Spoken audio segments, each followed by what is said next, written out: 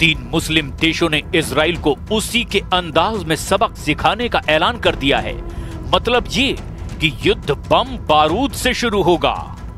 जरूरत पड़ी तो इजराइल पर परमाणु हमले की तैयारी है। मुस्लिम देश इजराइल से लेबनान, ईरान, सीरिया, यमन और गाजा का पूरा हिसाब लेने जा रहे हैं। नेतन्याहू के लिए ये युद्ध बिल्कुल भी आसान नहीं, क्योंकि इस बार ट्रंप भी साथ देने को तैयार नहीं। वेस्ट बैंक पर छिड़ा गाजा से भयानक युद्ध। 22 मुस्लिम देशों का इजराइल पर हमला।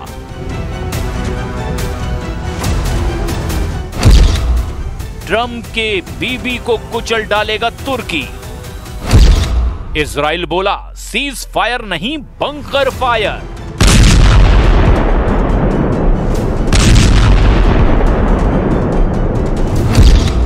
यूक्रेन से पहले खाड़ी में तीसरा विश्व युद्ध।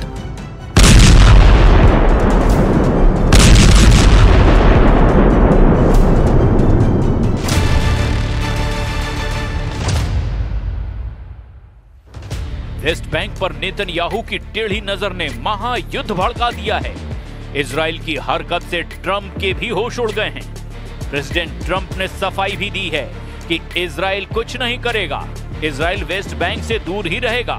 लेकिन ट्रंप की सफाई अरब देशों को हजम नहीं हो रही है। अरब वर्ल्ड इजराइल को जला डालने के लिए उतावला हो रहा है। खाड़ी का नया बारूदी बखेड़ा महायुद्ध की शक्ल अख्तियार कर चुका है, जिसमें इजराइल फिलहाल अकेला दिखाई दे रहा है, जिसके खिलाफ खाड़ी के 3 सबसे ताकतवर देशों ने जंग का ऐलान कर दिया है। सऊदी अरब ने धमकी दी कि अगर इजराइल ने वेस्ट बैंक की तरफ देखा भी तो उसे धरती से मिटा दिया जाएगा। कतर ने ऐलान किया कि अगर नेतन्याहू ने वेस्ट बैंक पर कब्जा किया तो इजराइल को कोई नहीं बचा पाएगा। संयुक्त अरब अमीरात ने वार्निंग दी कि वेस्ट बैंक पर इजराइल के कब्जे की कोशिश महाविनाश की वजह बन सकती है। نؤكد هنا إدانتنا لجميع الانتهاكات والممارسات الإسرائيلية في فلسطين، ولا سيما تحويل قطاع غزة إلى منطقة غير صالحة للحياة البشرية، ومواصلة خرق وقف إطلاق النار، وتوسيع الاستيطان في الضفة الغربية، ومساعي تهويد الحرم القدسي الشريف، مؤكدين أيضا على أن قطاع غزة جزءا لا يتجزأ من الأراضي الفلسطينية من الدولة الفلسطينية। मुस्लिम देशों की युद्ध की धमकी से सुपर पावर अमेरिका भी एक्शन में आ गया है। इजराइल में ट्रंप दनादन अपने दूत भेज रहे हैं। किस ने नेतन्याहू से हाई प्रोफाइल मीटिंग की है? मीटिंग का मकसद क्या है? क्यों ट्रंप ने पूरा फोकस इजराइल फ्रंट पर लगा दिया है?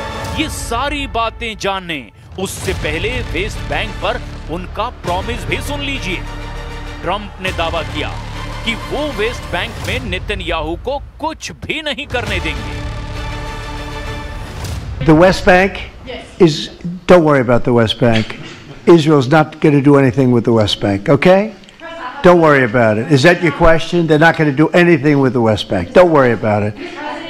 Israel's doing very well. They're not going to do anything with it.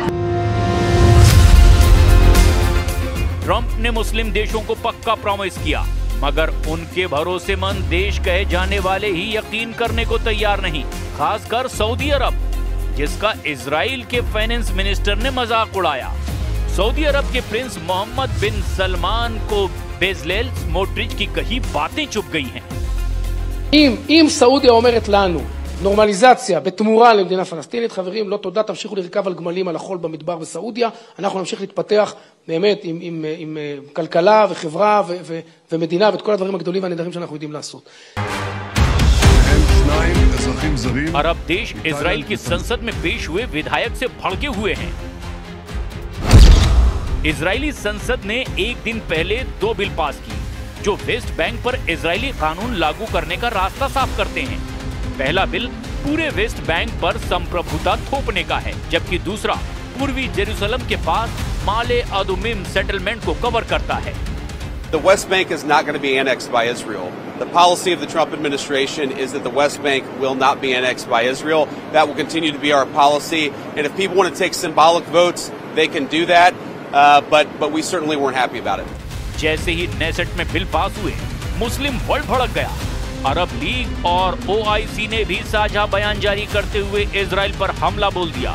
उधर इजराइल दौरे पर पहुंचे अमेरिकी विदेश मंत्री मार्क रूबियो के सामने पीएम नेतन्याहू ने सुरक्षा चुनौतियों पर फिर से चिंता जाहिर कर दी। Today, this is a circle of trust and partnership. You've been an extraordinary friend of Israel, and now we face days of destiny. We want to advance peace. We still have security challenges, but I think that we can work together, and by working together, both address the challenges and seize the opportunities. And there are plenty of both. PM Netanyahu के साथ meeting के बाद mark Rubio ने Hamas को हथियार छोड़ने की चेतावनी एक बार फिर दोहरा दी है। इजराइल के प्रधानमंत्री हमास के बंधकों के शवों को सौंपने की मांग भी कई बार कर चुके हैं। इसमें हमास की तरफ से हो रही देरी को वजह बता करके इजराइल वेस्ट बैंक मिशन में जुट गया है। वेस्ट बैंक की अहमियत क्या है, जरा इसे भी जान लीजिए। वेस्ट बैंक में करीब 30 लाख लोग रहते हैं, जिनमें 86% फलस्तीनी और 14% इजराइल बस्तियों के लोग हैं। वे अपने अपने समुदाय में रहते हैं और उन्हें एक दूसरे से कोई मतलब नहीं रहता। इनमें ज्यादातर इजरायली बस्तियां 70, 80 और 90 के दशक में बसाई गई, लेकिन पिछले कुछ सालों में वेस्ट बैंक में इजराइल के लोगों की आबादी बढ़ी है। इजराइल वेस्ट बैंक में बनी बस्तियों में बिजली पानी जैसी सुविधाएं देता है। इजराइल की सेना इन बस्तियों की सुरक्षा करती है। वेस्ट बैंक में मोडीन एलिट सबसे बड़ी इजरायली बस्ती है, जिसमें 73,080 लोग रहते हैं।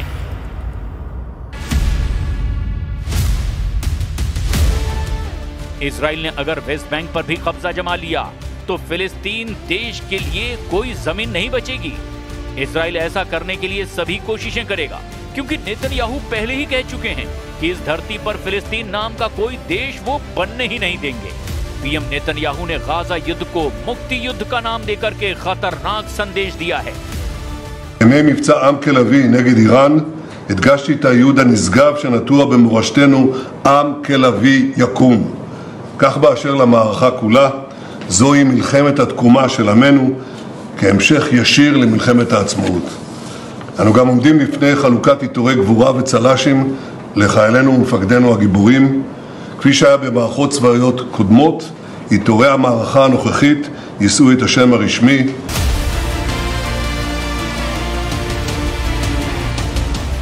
इजराइल के दुश्मनों को अच्छी तरह से पता है कि वो क्या करने वाला है, इसीलिए अब की बार नेतन्याहू के खिलाफ जबरदस्त गोलबंदी हुई है। कोई शक नहीं कि युद्ध का खतरा बहुत ज्यादा बढ़ चुका है। पश्चिम एशिया में तनाव बहुत ज्यादा है, क्योंकि डोनाल्ड ट्रंप ने अब वेस्ट बैंक को अपनी नाक का सवाल बना लिया है। ट्रंप ने नेतन्याहू को क्लियर मैसेज दिया कि वेस्ट बैंक युद्ध में वो इजराइल का साथ नहीं देने वाले। तो फिर इजराइल का क्या होगा? फरवरी 2025 से इजराइल से युद्ध की तैयारी कर रहे एर्दोआन क्या पहला हमला बोलने वाले हैं?